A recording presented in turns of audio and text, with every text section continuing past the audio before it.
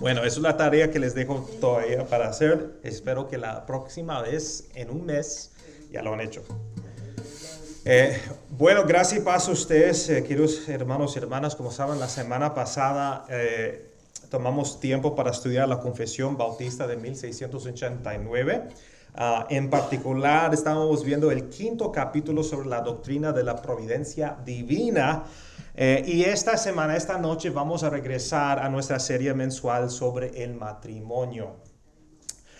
Si se perdieron nuestro primer estudio de la serie o del matrimonio, les recomiendo que vean el video en nuestro canal de YouTube, aunque yo creo que casi todos estaban acá. Pero si alguien no está acá, esa primera sesión, por favor, vea el video. Ahí está en YouTube. Y ya, pues mi esposa lo estaba escuchando, ya me estaba criticando al final mi español, algunas palabras que no existía.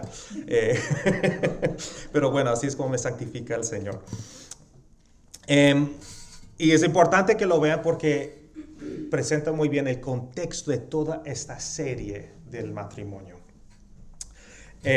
Lo que también mencioné la última vez, lo voy a mencionar de nuevo. Si están preguntando, pues, ¿qué podría un pastor joven que recién celebró 10 años de aniversario con su esposa, qué puede enseñarnos para los que tienen ya mucho más años en el matrimonio y en la vida? Bueno, mi respuesta es bien simple y es bien corto y directo. Hay dos respuestas. La primera es que yo soy un pecador, al igual que ustedes. Necesito la gracia del Señor, igual que ustedes. Y estoy aprendiendo, al igual que ustedes, cómo vivir sabiamente en el contexto de mi matrimonio. Entonces no pretendo estar aquí con una fórmula secreta para matrimonios perfectos.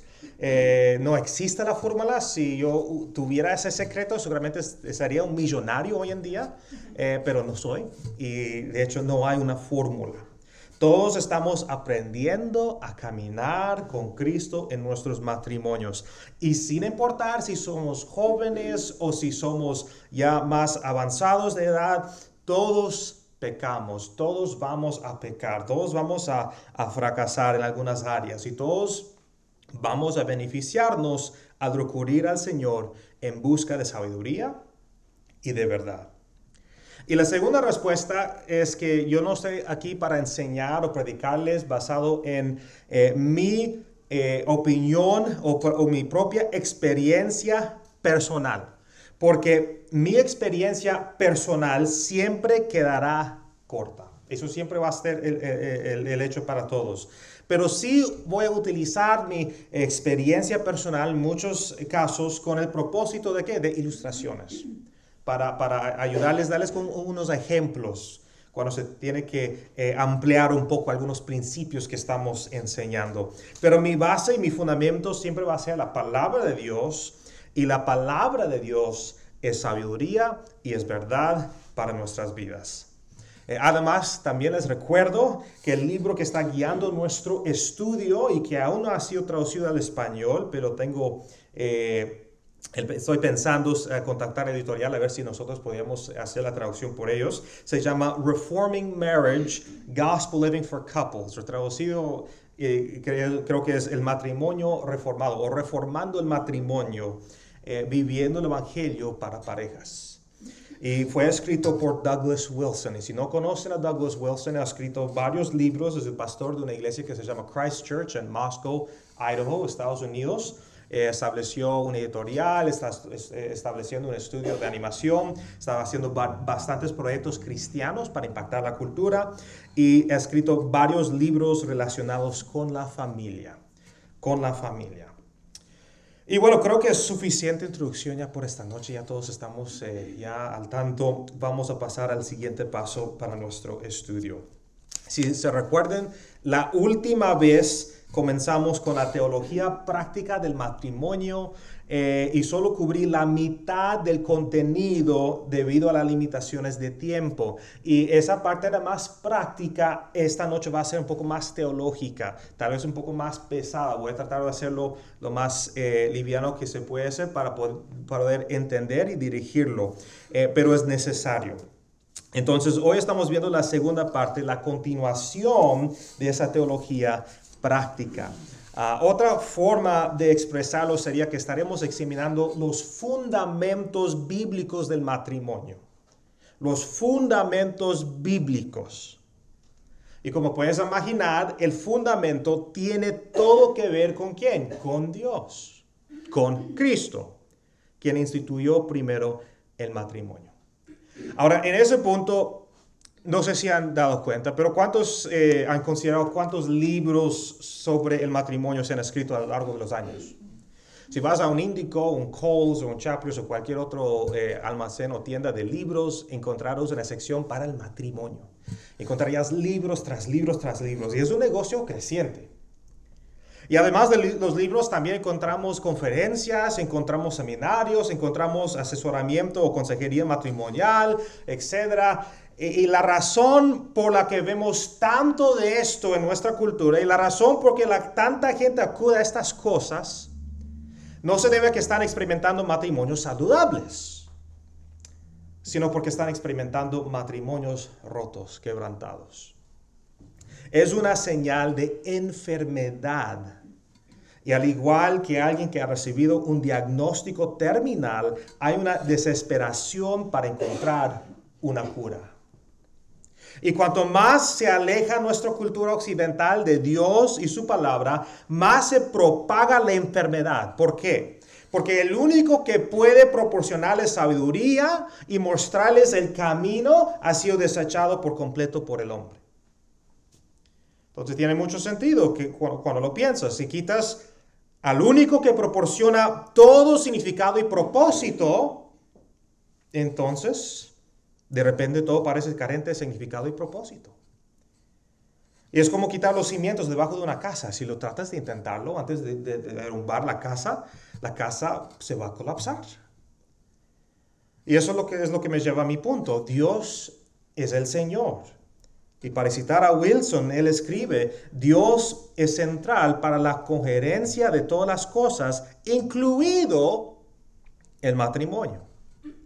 Él tiene la preeminencia sobre el cielo y la tierra, y todas sus criaturas humanas tienen la responsabilidad moral de reconocer esa preeminencia en todo lo que hacen, incluido cómo se casan.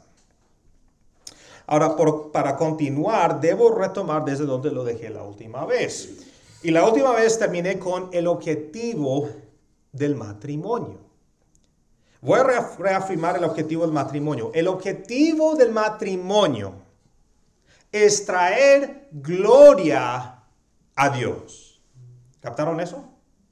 Yo sé que al principio puede sonar un poco extraño, pero eso se debe a que estamos acostumbrados a cómo el mundo ve las cosas. El mundo quiere que te enfoques solo en ti mismo. El mundo quiere que te preocupes solamente por tu propia felicidad. Al final del día, si no eres feliz, entonces algo está mal, porque todo debería ser acerca de ti.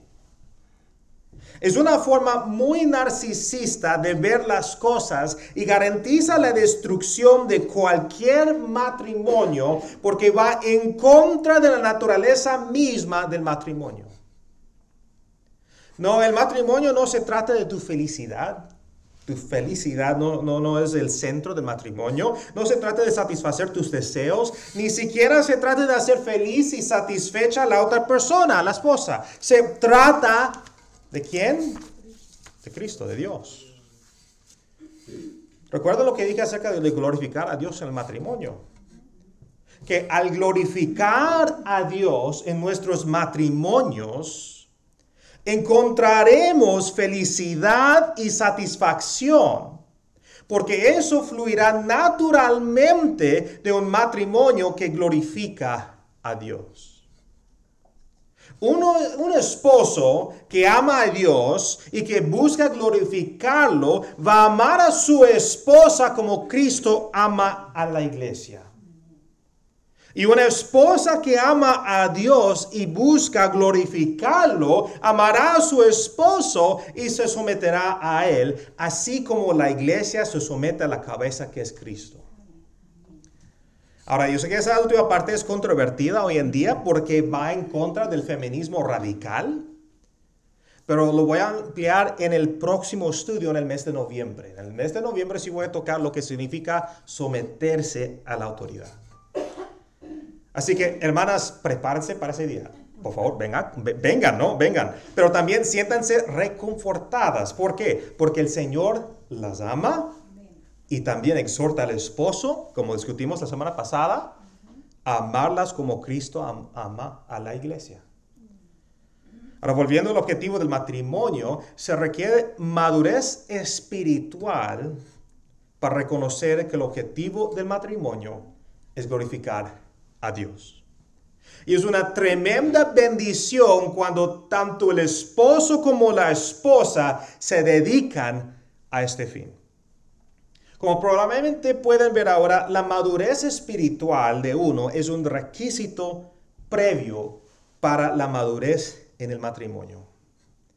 Un cristiano maduro será un esposo o una esposa maduro. Pero un cristiano inmaduro será un esposo o una esposa inmaduro. Y como todos sabemos, la inmadurez tiende a generar conflictos. Ahora, llevándonos a las Escrituras, y antes de que leo nuestro primer pasaje de la noche, sé que algunos tal vez están preguntando por qué la teología es necesaria para comprender y para mejorar nuestros matrimonios. La respuesta a esa pregunta es que nuestros matrimonios no significan nada si no están en referencia a Dios. Si queremos entender el matrimonio, si queremos tener una comprensión del matrimonio, necesitamos una comprensión de quién es Dios. Necesitamos una comprensión de cómo es Dios, de su carácter, de su identidad, quien instituyó el matrimonio en el primer lugar.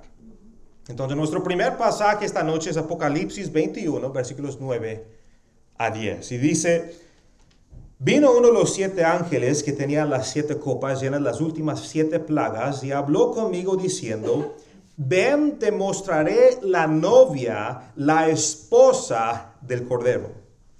Entonces me llevó en el espíritu a un monte grande y alto y me mostró la ciudad santa Jerusalén que descendía del cielo de Dios. Obviamente no voy a comentar sobre la relación de este texto con la escatología, que es el estudio de los últimos tiempos. Eso no es nuestro enfoque de esta reunión. Entonces no pongan mucha atención a las 7 copas llenas de las últimas 7 plagas. Un día vamos a hacer un estudio del Apocalipsis. Yo sé que en este momento tal vez parece un poco de misterio, pero lo que yo quiero llamar su atención es sobre el vínculo entre el Padre y el Hijo, Dios, y la novia que el Padre ha elegido para su Hijo. La novia siendo la iglesia cristiana.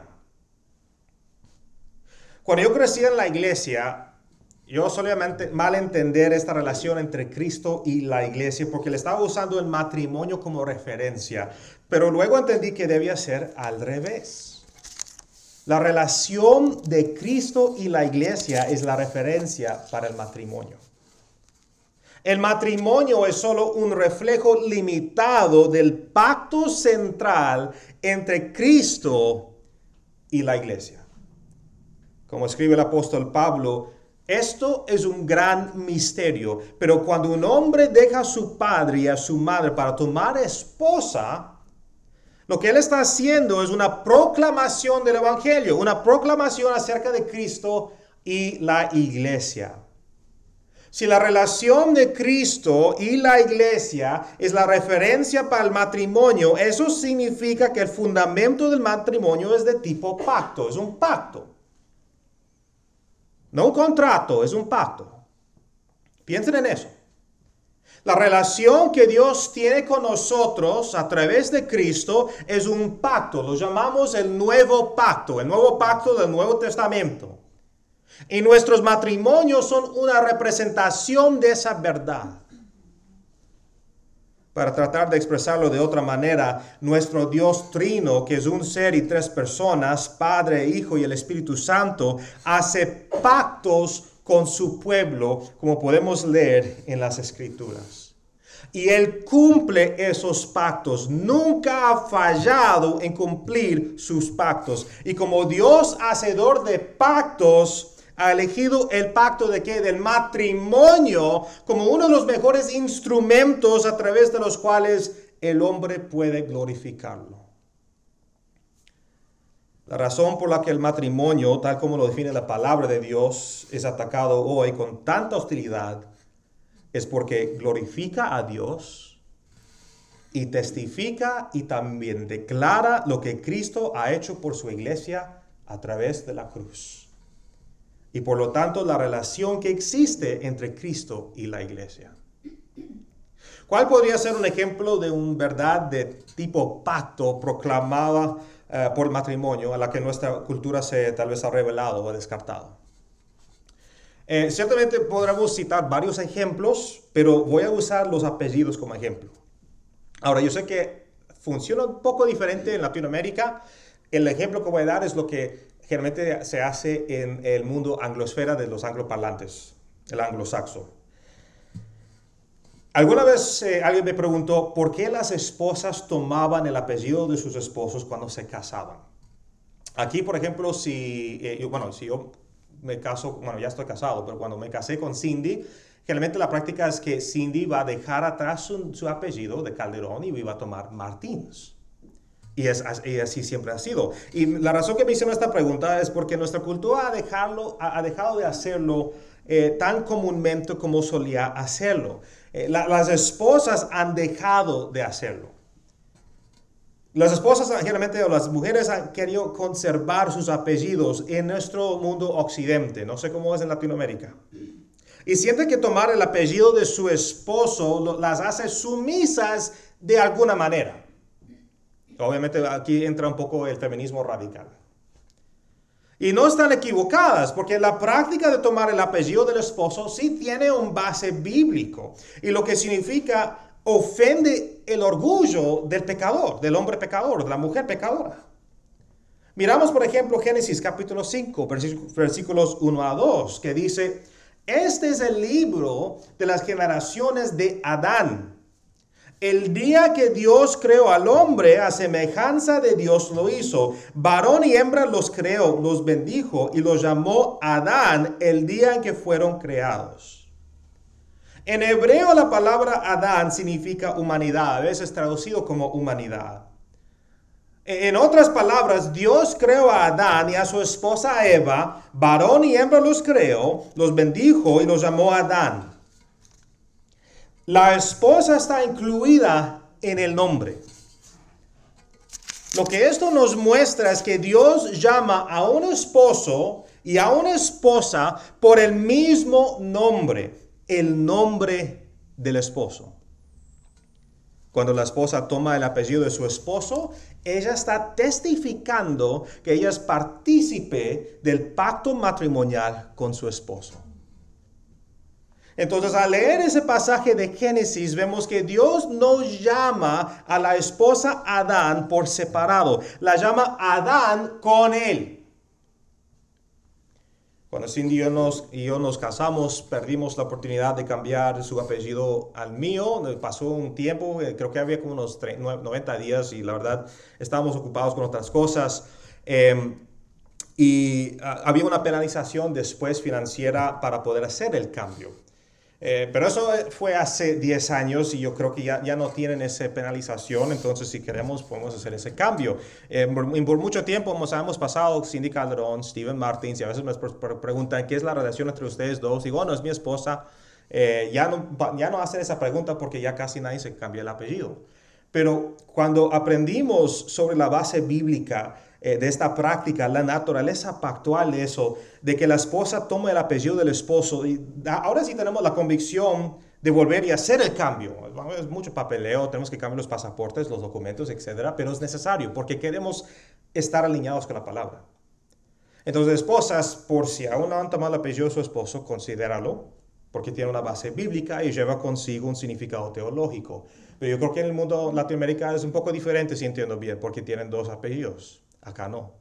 Aunque yo creo que acá ya están volviendo más flexibles con eso.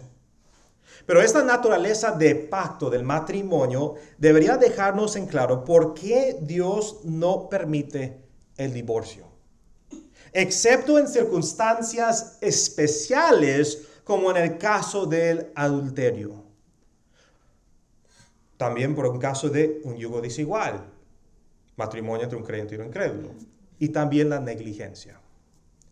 Ahora, no voy a entrar en detalles sobre esas excepciones especiales, excepciones que Dios proporcionó debido a la dureza del corazón humano, en el sentido de que el hombre, y esto incluye también la mujer, no puede a veces perdonar y reconciliarse tan fácilmente ante una ofensa bien grave. Pero lo que diré es que la institución del matrimonio no es un contrato, es un pacto. En un contrato, dos o más personas pueden reunirse, cambiar los términos del contrato cuando quieran. Incluso podrían decir, ya no quiero seguir más con el contrato. Oh, está bien, también estoy de acuerdo, terminamos el contrato.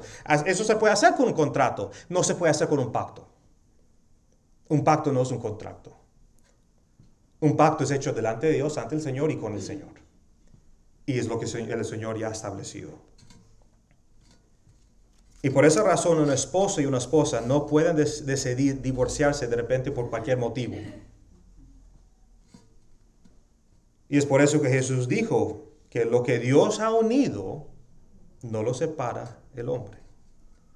Por supuesto, ha habido personas que han cuestionado esto y han dicho que esto solo se aplica a Adán y a Eva, porque Dios creó a los dos y los hizo esposo y esposa. Pero Wilson refuta este pensamiento y deja bien claro para nosotros cómo el pacto de Adán y Eva se extiende a todos los matrimonios que vinieron después de ellos, escribiendo: Cristo insistió en que Adán y Eva eran una pareja paradigmática, un patrón para todos los demás.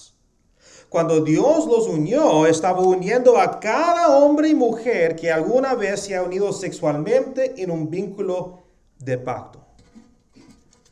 Ahora, al igual que Jesús apeló al orden creacional del matrimonio cuando enseñó sobre el tema del divorcio, también aprendemos algunas otras cosas de este orden creacional en lo que respecta a la naturaleza de pacto del matrimonio. Por ejemplo, si cada hombre y mujer que alguna vez se ha unido sexualmente en un pacto matrimonial ha sido unido por Dios, entonces, dado que Dios creó a Adán y a Eva, la homosexualidad queda totalmente excluida. Y dado que Dios también creó solo una mujer para que Adán lo tomara como su esposa, entonces la monogamia es el modelo que se ha establecido para nosotros. Dos verdades que siguieron. El primer punto es bastante obvio para nosotros porque ya hemos estado luchando contra las presiones culturales hoy en día para aceptar la redefinición del mundo sobre el matrimonio. Pero el matrimonio se define como entre un hombre y una mujer. Y lo que el mundo ha ideado no puede, ni siquiera puede considerar un matrimonio entre los ojos de Dios. Simplemente porque alguien lo llamaron un matrimonio no significa que es un matrimonio. Si es una pareja gay. Simplemente porque alguien decide cambiarse de género y quiere establecerse en los papeles legales, no lo hace un matrimonio. Mismo si el Estado lo dice que es un matrimonio. No funciona así. ¿Por qué? Porque no es la naturaleza de un matrimonio.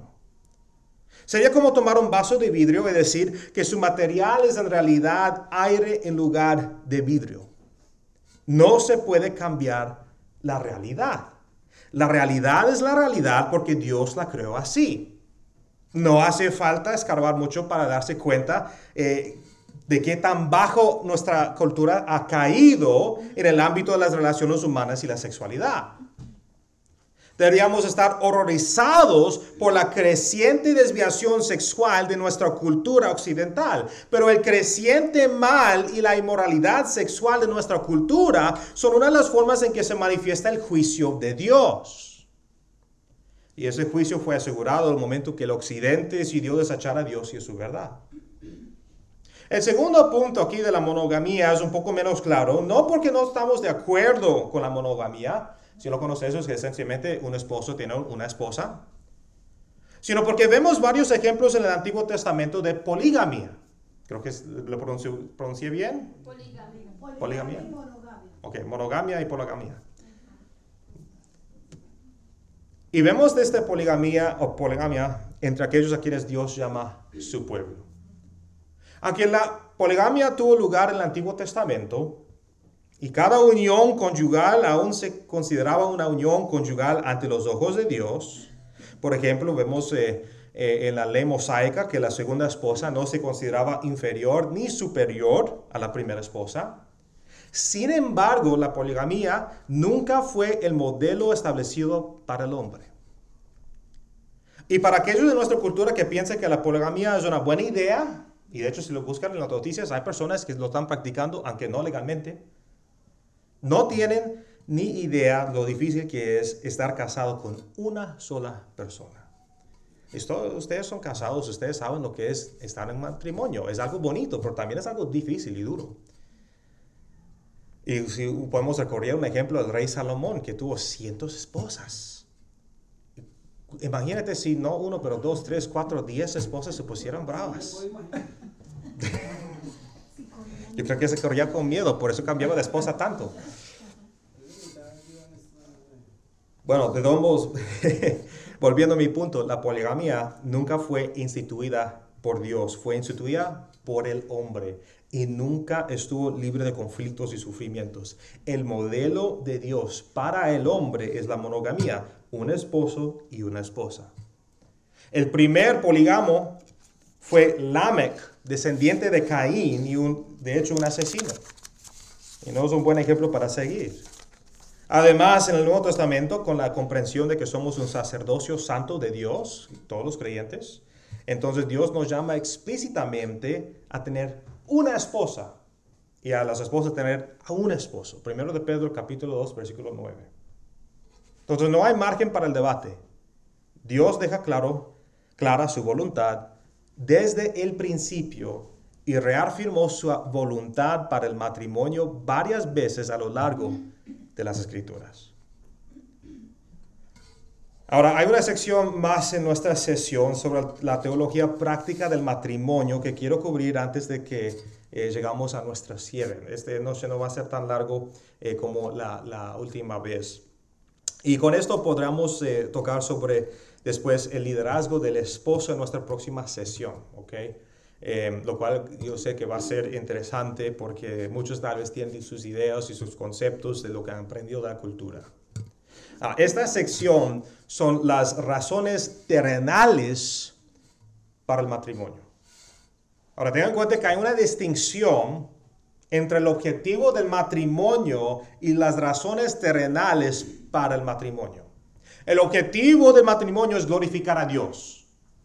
Las razones terrenales para el matrimonio por las cuales podemos glorificar a Dios son las siguientes. Satisface la necesidad de compañía útil. Satisface la necesidad de tener descendencia piadosa. Y protege también contra la inmoralidad sexual.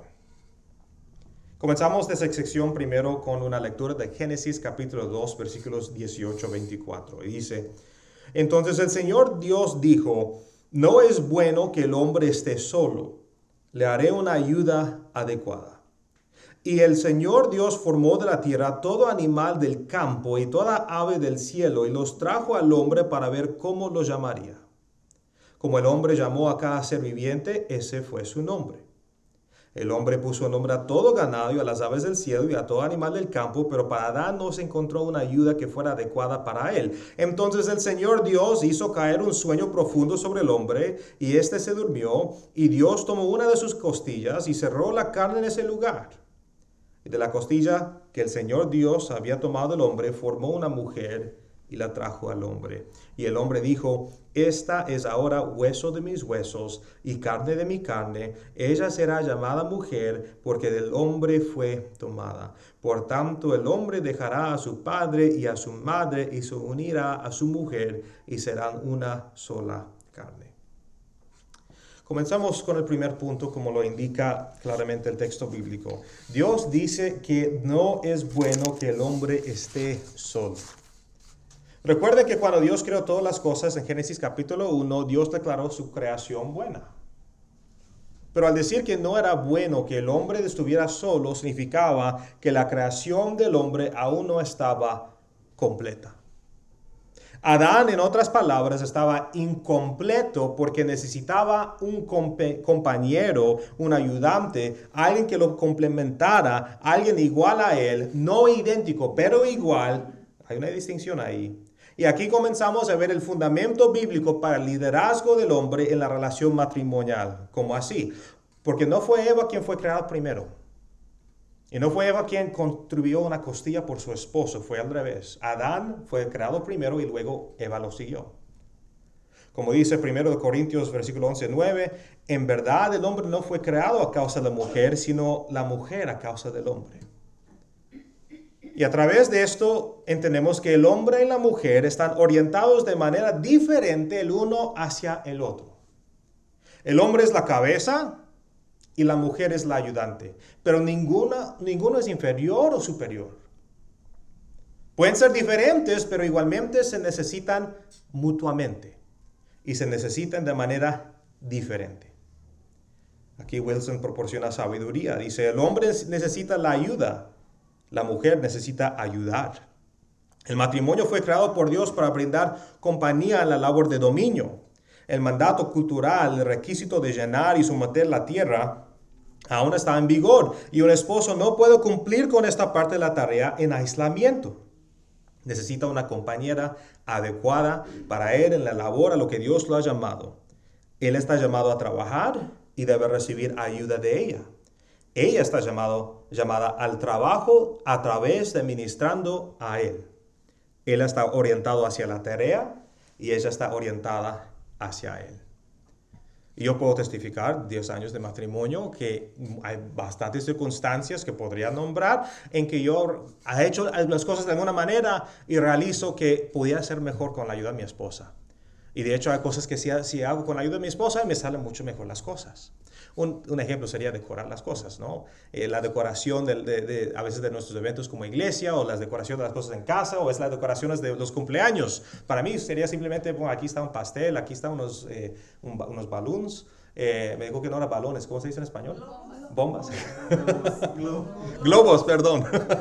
unos globos y ya. Pero no, mi esposa me ayuda con los detalles, me hace ver todas las cosas muy bonito. Ella tiene un don que yo no tengo y me complementa. Y ustedes pueden ver en su propio matrimonio, cuando empiezan a decir una cosa al otro, las cosas buenas, la tarea que les encomendé, ¿ok? De las cosas que aprecian de sus esposas y de la esposa de su esposo, van a ver que hay cosas que cada uno tiene que contribuye al matrimonio y a la vida juntos. Y podemos también ver cómo muchas de las cosas que hace el esposo es posible por la esposa. Entonces vemos aquí que los esposos y las esposas se necesitan mutuamente. Una cosa, por ejemplo, que yo pudiera decir es, los hombres somos bien lógicos. Vemos las cosas bien como blanco y negro, y así debe ser en muchas cosas. Pero al ser así también no somos muy sensibles a las cosas. Y podemos decir cosas o hacer cosas que a nosotros no nos parece malo, pero puede ser de ofensa para alguien más. ¿Y qué hace? La esposa sí captura esas cosas. Oye, pero es que eso son como rudo, estás hablando como feo, estás hablando, tienes que cambiar eso. Pero si fuera entre hombres, los hombres ni siquiera se dan cuenta. Los hombres es que así somos, así hablamos, ¿no? Porque hablamos de un modo, pero las esposas ven otra área que nosotros no podemos ver, o nosotros no somos muy sensibles en otras áreas, ¿no? Ya sé que los esposos y esposas están viendo como... ¿No ves? Bueno, esposos, escuchan aquí. Escuchan a sus esposas. La segunda razón terrenal del matrimonio también tiene que ver con la procreación. Ya que vemos el mandamiento de Dios para las parejas casadas de procrear en Génesis 1:28, también lo vemos declarado por el profeta menor Malaquías en capítulo 2, versículo 15. Y dice, pero ninguno que tenga un remanente del Espíritu lo ha hecho así. ¿Y qué hizo mientras buscaba una descendencia de parte de Dios? Presten atención, pues a su espíritu no seas desleal con la mujer de tu juventud. Lo voy a traducirlo de otro modo. ¿Quién busca una descendencia piadosa? Dios, nuestro Creador. Está hablando al pueblo de Dios. ¿Y cómo obtiene un esposo una descendencia? Según lo que Dios había dicho a través de Malaquías, tratando a su esposa con honor. Eso es lo que quiere decir aquí.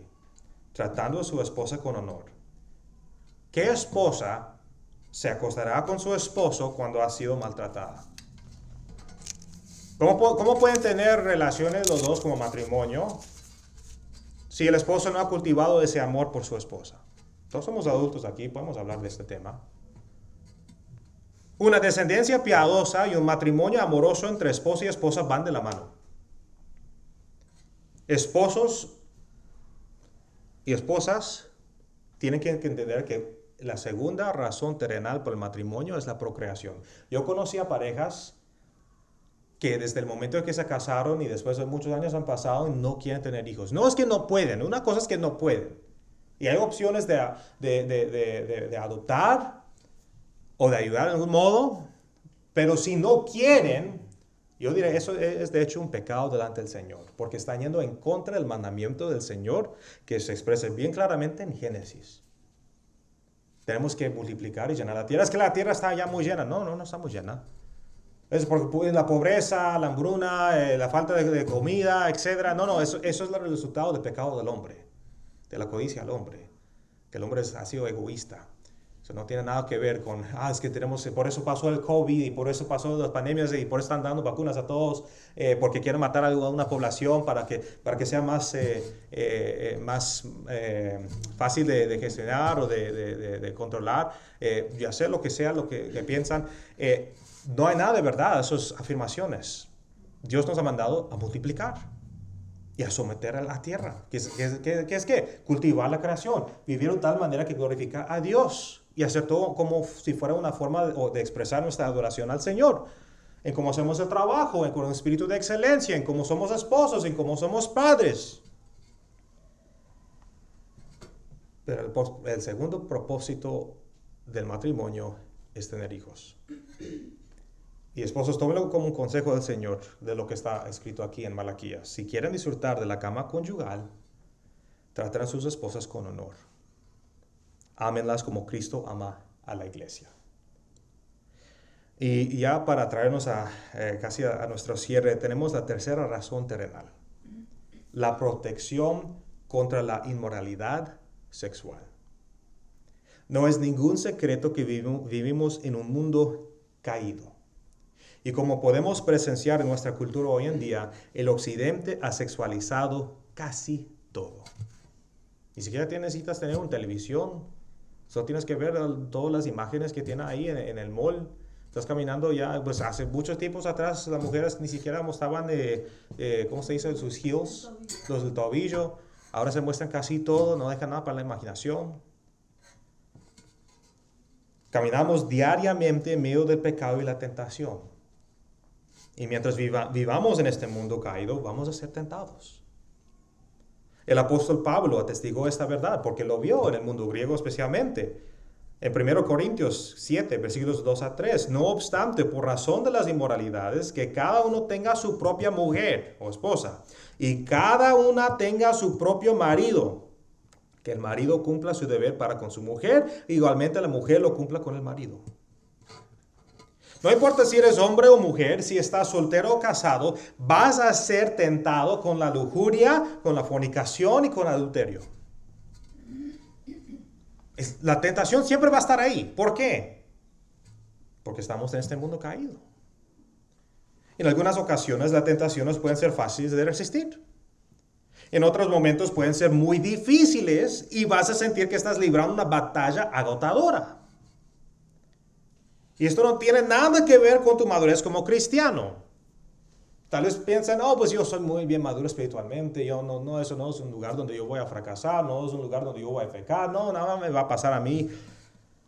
Y yo he visto una gran cantidad de líderes cristianos maduros caer en el pecado sexual de una manera que dejaron sus vidas totalmente destrozadas.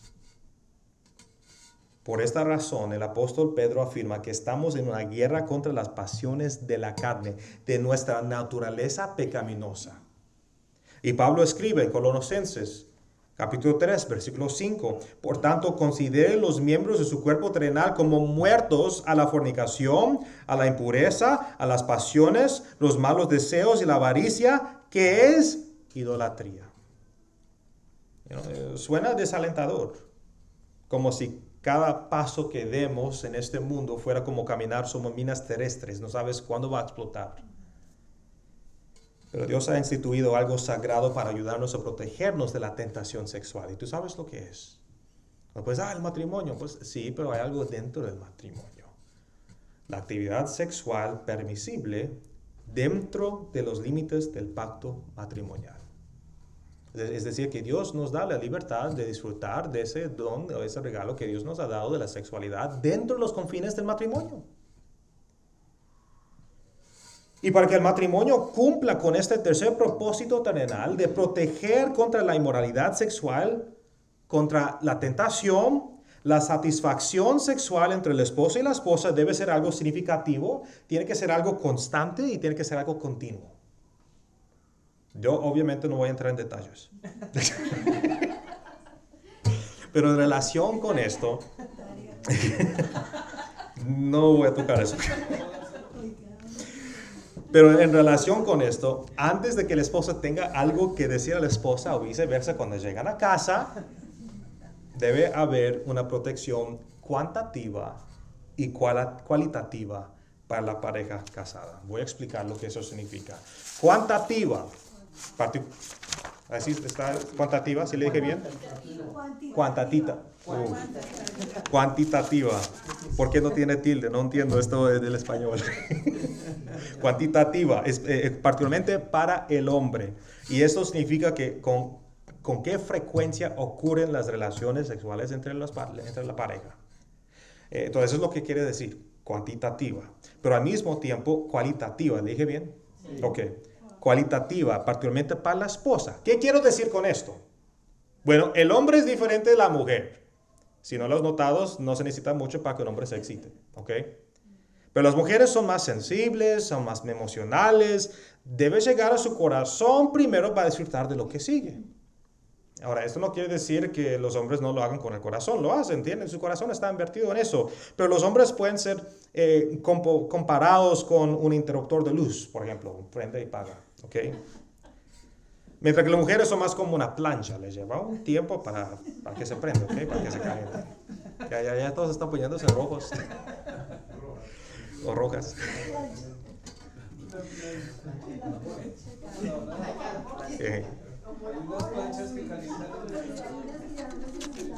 Voy a seguir. Antes que empiecen a hablar. Ahora, en lo que respecta a esta doble protección aquí que Dios ha proporcionado, el esposo no puede decirle a la esposa, quiero hacer el amor tantas veces como quiera y cuando quiera. No puede decir eso. ¿Ok? En vez de decir, va a la casa, mira, es que así enseñó la palabra, así dice la palabra de Dios, entonces si yo quiero, es este momento y cuando yo quiero. No es así. No es así. ¿Por qué? Porque esto privaría a la esposa de la protección cualitativa. Sentiría que es un objeto para el uso personal en lugar de una persona a la que se está amando. Tiene que sentir amada. Tiene que sentir como es el objeto de su afección. El esposo no puede pensar solo en sí mismo. Así es como el mundo nos ha condicionado. Quieren que nosotros pensamos de esa manera, que solo pensamos en nuestros deseos. Pero no, el esposo debe pensar primero en su esposa y cómo se siente. De manera similar, la esposa no puede negarse al esposo a menos que sea por razones de salud, ayuno espiritual o un conflicto que debe resolverse para lograr la reconciliación. Ya que de lo contrario permitiría que el esposo sea más propenso y vulnerable a la tentación sexual. Va en ambos lados. En el lado del hombre, si se porta de tal manera que todo se trata de él y lo que él quiere, la esposa entonces va a ver que hay otras personas ahí que le pueden dar atención emocional que necesita que su esposo no le está dando, y ahí está una tentación. Y también por el otro lado, si la esposa le niega a su esposo tantas veces, el esposo va a estar tentado. ¿Por qué? Porque ya estamos viviendo un mundo donde todo ya está ahí en las imágenes. Y va a ser tentado en su mente. Va a cometer lujuria. Y si pasa alguien, Dios prohíbe, pero si pasa alguien que ofrece su cuerpo, ¿qué pasa? Ahora, si crees que esto es simplemente una opinión mía o de Wilson, estás equivocado. Es porque la palabra habla directamente de esto.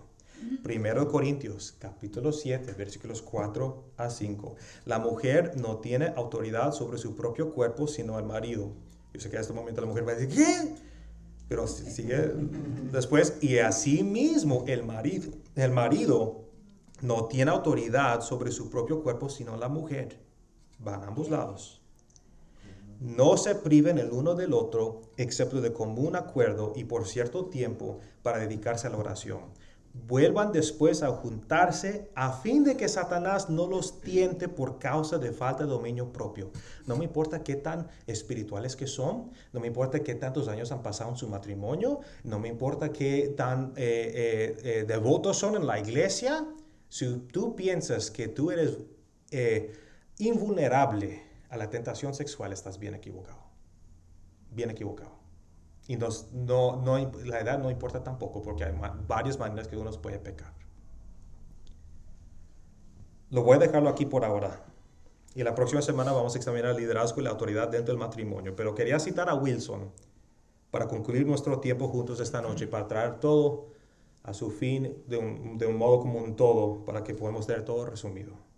Él dice, si las parejas cristianas llegan a comprender que el propósito supremo de su matrimonio es glorificar a Dios, han dado un importante primer paso.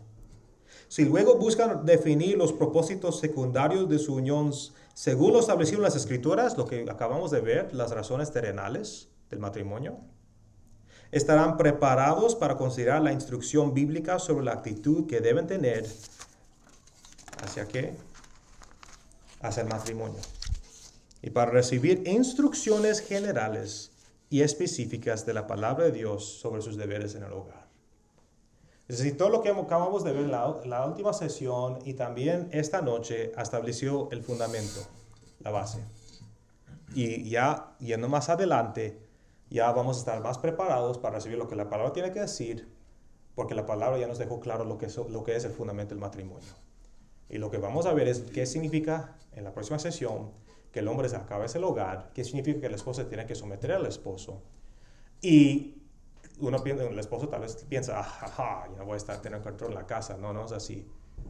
No es así porque la carga es más pesada, como dije, el esposo. El esposo tiene que hacerlo de una manera, tiene que liderar la casa de una manera que es fácil para la mujer someterse. Pero de todos modos, Dios llama a la mujer a someterse. Y eso lo vamos a ver en la próxima sesión. Entonces, debido a lo que hemos visto esta noche, debido a lo que hemos leído, estemos listos para reformar nuestros matrimonios de acuerdo con la enseñanza de las Escrituras. Concluyamos en todo nuestro tiempo con una palabra de oración. Oremos.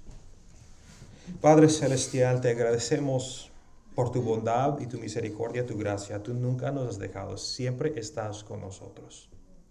Y Señor, estamos privilegiados, Señor, de poder estar aquí juntos aprendiendo de tu palabra y sabiendo cómo tu palabra puede instruir nuestros matrimonios, puede instruir nuestras vidas. Queremos a caminar en la rectitud, queremos caminar en la verdad, queremos caminar en la paz, queremos ver matrimonios saludables, porque estamos viviendo en un mundo en que los matrimonios están totalmente destrozados. Hay estreses por todo lado para los matrimonios, para las parejas. Hay diferentes retos, diferentes ataques también del enemigo, diferentes problemas y dificultades que estamos enfrentando. Pero Señor, queremos estar unidos, establecidos sobre su palabra, humildes para aprender, humildes para arrepentirnos y también dispuestos a aplicar tu verdad a nuestras vidas para la obediencia. Señor, protege nuestros matrimonios. Danos sabiduría cómo manejar nuestra relación matrimonial y también cómo debemos manejar las relaciones como pareja con otras personas, incluyendo familiares. Ayúdanos, Señor, ser de buen testimonio y de glorificarte en todo lo que hacemos. Padre, nosotros estamos aquí porque queremos crecer en ti y queremos ver nuestros matrimonios y nuestras familias bendecidas. Que tú seas glorificado y que tú nos ayudes, Señor. En tu nombre, Jesús, oramos. Amén.